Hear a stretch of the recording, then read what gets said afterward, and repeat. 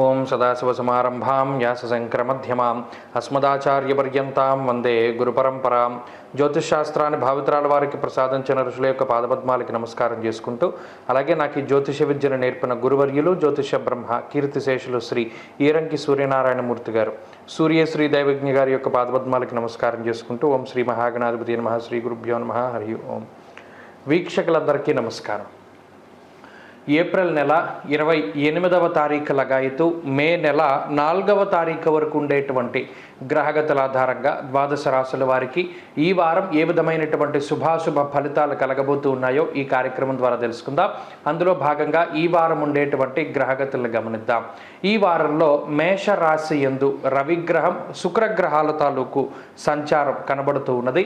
అలాగే వృషభ రాశి యందు గురుడు సంచారం చేస్తూ ఉండగా, కన్యా రాశి యందు కేతువు, కుంభరాశి యందు శనేశ్వరుడు, మీనరాశి యందు కుజ, రాహు, బుధగ్రహాల యొక్క సంచారం ఉన్నది. ఈ వారంలో చంద్రుడు ధనస్సు, మకరం, కుంభరాశుల యందు సంచారం చేయబోతూ ఉన్నారు. ఇటువంటి పరిస్థితుల్లో ద్వాదశ రాశుల వారికి ఏ విధమైనటువంటి ఫలితాలు కలగబోతున్నా తెలుసుకుందాం. అందులో భాగంగా వృషభ రాశి వారికి ఈ వారం సాధారణమైనటువంటి గ్రహస్థితి గోచరిస్తూ ఉన్నది. జన్మగురుని యొక్క స్థితి, వ్యయస్థానమందు ఉన్నటువంటి శుక్రుడు, వ్యయస్థానమందు ఉన్నటువంటి రవిగ్రహం, ఈ మూడు గ్రహాలు కూడా కొంత ప్రతికూలమైనటువంటి ఫలితాలని ఈ వారం ఇస్తూ ఉన్నాయి. అయితే లాభస్థానంలో ఉన్నటువంటి కుజుడు, రాహువు, బుధ గ్రహాలు, అలాగే ఈ వారంలో ఉండేటువంటి చంద్రుడు, వెరసి 4 గ్రహాల తాలూకు శుభ ఫలితాలు వృషభ రాశి వారికి రానున్నాయి. అందువల్ల ఈ వారంలో ప్రత్యేకించి కుజరాహువుల యొక్క బలం అధికంగా ఉన్న కారణం చేత మిగతా గ్రహాలు ప్రతికూలతలు ఉన్నా కూడా దాన్ని దాటగలుగుతారు. ప్రత్యేకించి శుభ కార్యక్రమాలకి సంబంధించినటువంటి విషయాలు చక్కగా ముందుకు సాగుతూ ఉంటాయి. అలాగే ఆర్థికంగా బలోపేతమయ్యేటువంటి విధంగా ఈ గ్రహస్థితి వృషభ రాశి వారికి ఉంటుంది. ప్రత్యేకించి ఆర్థిక వ్యవహారాల్లో ఎదుగుదల, అలాగే భూమికి సంబంధించినటువంటి అమ్మకాలు కొనుగోలు సాగుతూ ఉండడము, అలాగే ఆకస్మిక ధన ప్రాప్తి, మరీ ముఖ్యంగా ఏదైనా వస్తువును కానీ ప్రాపర్టీని కానీ లేదా ఏదైనా బంగారాన్ని కొనుగోలు చేయాలి అనుకున్నప్పుడు దానికి తగ్గట్టుగా ధనం అనేటువంటిది సకాలంలో మీ చేతికి రావడము, తత్ఫలితంగా ఆయా సంబంధమైనటువంటి ప్రాపర్టీస్ను కొనుగోలు చేసేటువంటి పరిస్థితులు వృషభ రాశి వారిలో ప్రధానంగా గోచరిస్తూ ఉన్నాయి. అయితే జన్మగురుని యొక్క స్థితి కొంత బద్ధకాన్ని పెంచుతూ ఉంటుంది.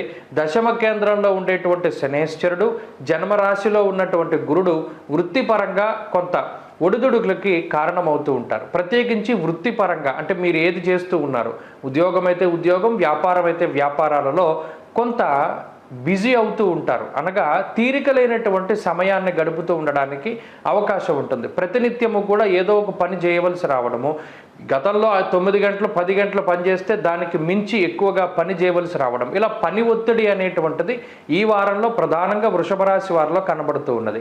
ఈ పని ఒత్తిడి పెరగడం వల్ల మానసికంగా శారీరకంగా కొంత శ్రమ అనేటువంటిది కనబడుతూ ఉన్నది. అది మాత్రమే ఈ వారంలో ప్రత్యేకంగా వృషభ రాశి వారికి ఎక్కువగా ఉంటుంది. మిగతా ఆర్థిక సంబంధమైన వ్యవహారాలు కానీ, శుభ కార్యక్రమాలు కానీ, కుటుంబ సంబంధమైనటువంటి వ్యవహారాలు కానీ ఇవన్నీ కూడా సానుకూలంగానే గోచరిస్తూ ఉన్నాయి. ప్రత్యేకించి కుటుంబ సభ్యులతోటి కొంత సమయాన్ని గడపలేకపోతారు. ఆ ఒక్క విషయం, అది కూడా పని ఒత్తిడి వల్లే కొంత గడపలేకపోయేటువంటి పరిస్థితులు కూడా గోచరిస్తూ ఉన్నాయి. ప్రత్యేకించి ఉద్యోగస్తులకి ఇది మిశ్రమమైనటువంటి కాలం. వ్యాపార పరంగా చూసుకున్నప్పుడు లాభాలు అధికంగా ఉంటాయి, అయితే శ్రమ అధికంగా ఉంటుంది. విద్యార్థులకి ఈ గ్రహస్థితి మిశ్రమమైనటువంటి ఫలితాన్ని ఇస్తుంది. ప్రత్యేకించి ఏకాగ్రత లోపానికి అవకాశం ఉంటుంది. అలాగే అతి విశ్వాసానికి కారణమవుతుంది, అనగా ఓవర్ కాన్ఫిడెన్స్ ద్వారా వచ్చేటువంటి సమస్యలు. అలాగే స్త్రీలకు ప్రత్యేకించి ఈ గ్రహ సంపత్తి మానసికమైనటువంటి సమస్యలకి కారణమవుతుంది. ఉద్యోగ వ్యాపారాలు చేసేటువంటి స్త్రీలు కొంత శ్రమపడడానికి అవకాశం ఉంటుంది, స్థానచలనానికి అవకాశం ఉంటుంది. వృషభ రాశి వారు ఈ వారం మరింత అనుకూలమైనటువంటి ఫలితాలని సాధించడానికై దక్షిణామూర్తి యొక్క ఆరాధన చేస్తూ ఉండడం చెప్పదగినటువంటి సూచన. ఈ వారంలో కలిసొచ్చేటువంటి రోజు మంగళవారంగా చెప్పవచ్చును. అదృష్ట సంఖ్య 9, అదృష్ట వర్ణము లేత ఎరుపు రంగు. తదుపరి మిథున రాశి.